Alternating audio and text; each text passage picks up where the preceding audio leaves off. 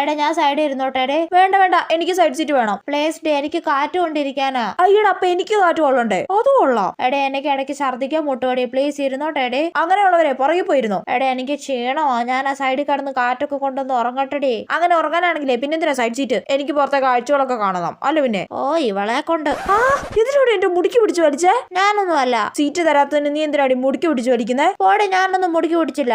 പിന്നെ അയ്യേ ദേ ഒരു കൊച്ചു നിന്റെ പുറകെ ഇരുന്ന് മുടി പിടിച്ച് വലിക്കുന്നതാടി. നോക്കട്ടെ. ആവേ ചുക്കുരു ചുക്കുരു. ഓ പിന്നെ മുടിക്ക് പിടിച്ച് വലിക്കുന്നടി. നിനക്ക് അങ്ങനെ തന്നെ വേണോടി. ആ കൊച്ചിന് തലക്കെങ്കിലും പറഞ്ഞു കൊടുത്തൂടെ മുന്നിരിക്കുന്നവരുടെ മുടിക്ക് പിടിച്ച് വലിക്കലെന്ന്. ഓ എനിക്ക് സൈഡ് സീറ്റ് തന്നില്ലല്ലോ, നിനക്ക് അങ്ങനെ തന്നെ വേണം. അവേ മുടിക്ക് പിടിക്കല് കേട്ടോ. ചുക്കുരു ചുക്കുരു. നീ ഇപ്പുറം ഇരിക്കുന്നോടി. അമ്മടെ പൊളിസു, ഞാൻ അവിടെ ഇരുന്നിട്ട് വേണം എന്റെ മുടിക്ക് പിടിക്കാൻ. നീ തന്നെ അവിടെ ഇരുന്നാ മതി, എന്നിട്ട് അനുഭവിച്ചോ. എടുത്തണ്ടി ഏത് സമയത്താണോ ഇവിടെ വന്നിരിക്കാൻ തോന്നിയത്?